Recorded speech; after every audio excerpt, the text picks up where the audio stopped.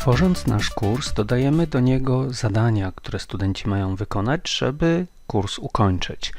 Natomiast czasami może się zdarzyć też tak, że będziemy chcieli dodać do naszego kursu zadanie opcjonalne, dodatkowe. Powiedzmy, że mamy w kursie pewną pulę zadań, które w sumie dają studentom 100 punktów.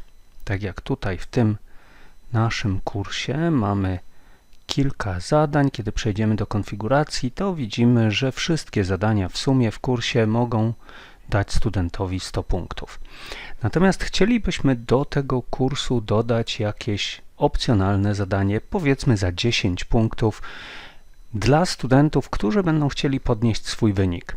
Czyli zadanie, za które studenci będą otrzymywali punkty, ale to zadanie nie podniesie sumy za kurs, czyli nadal będzie możliwe do zdobycia w kursie 100 punktów. W jaki sposób to zrobić? Oczywiście najpierw musimy dodać to zadanie do naszego kursu, czyli wracamy na stronę główną kursu, włączamy tryb edycji i w wybranym miejscu dodajemy aktywność, czyli na przykład niech będzie to zadanie.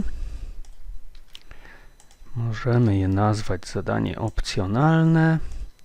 Dodajemy opis do tego zadania. Oczywiście tutaj napiszemy, na czym polega zadanie, co studenci mają zrobić, co nam przesłać i tak dalej. Ustalamy daty dostępności tego zadania i najważniejsza rzecz, definiujemy ocenę, czyli wpisujemy, że to zadanie będzie warte 10 punktów i wracamy do naszego kursu. Nie wypełniam oczywiście w tej chwili wszystkich absolutnie ustawień w tym zadaniu, natomiast po powrocie do strony głównej kursu możemy już wyłączyć tryb edycji i po wejściu do dziennika, kiedy przejdziemy do konfiguracji dziennika, zobaczymy, że to zadanie pojawiło nam się poza wszystkimi kategoriami, które mamy w dzienniku i dodatkowo powiększyło nam pulę punktów możliwych do zdobycia w kursie, a nie o to nam chodziło. To znaczy to, że się pojawiło poza kategoriami, to być może jest dobrze, do tego za chwileczkę dojdziemy. Natomiast na pewno to zadanie nie powinno powiększać puli punktów możliwych do zdobycia za cały kurs. Czyli wchodzimy w tej chwili do modyfikuj, edytuj ustawienia i zmieniamy, że to zadanie będzie ekstra kredytem, czyli właśnie zadaniem dodatkowym w ramach kategorii nadrzędnej, czyli w ramach całego kursu. I w tej chwili zobaczmy, ponownie mamy sumę za cały kurs możliwą do zdobycia 100 punktów. To zadanie opcjonalne pozwala studentom zdobyć 10 dodatkowych punktów, ale nie podnosi sumy za cały kurs.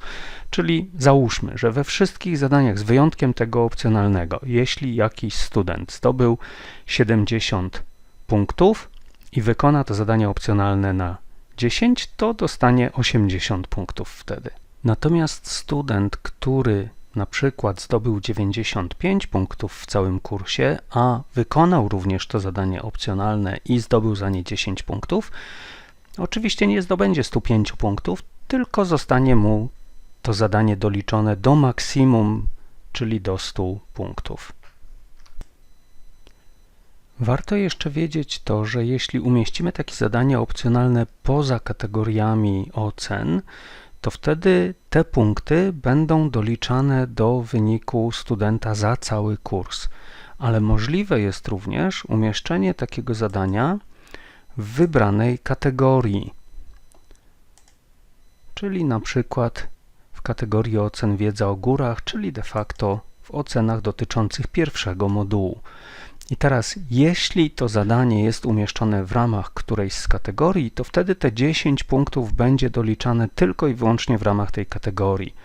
Czyli załóżmy, że w tej kategorii studenci, skoro mogą zdobyć 40 punktów i gdyby któryś student zdobył 35 punktów, czyli brakuje mu 5 punktów do maksimum i wykonał dodatkowo zadanie dodatkowe, zdobył za nie 10 punktów, Oczywiście do tej kategorii doliczane jest mu tylko 5 z tych 10 punktów, ponieważ tyle mu brakuje, a nadmiarowe 5, które zdobył, już mu nie przejdzie na cały kurs. Czyli jeśli chcemy, żeby takie zadanie dodatkowe się doliczało do całego kursu, nie powinniśmy go umieszczać w żadnej kategorii, tylko tak jak przed chwilą powinno ono być poza wszystkimi kategoriami ocen.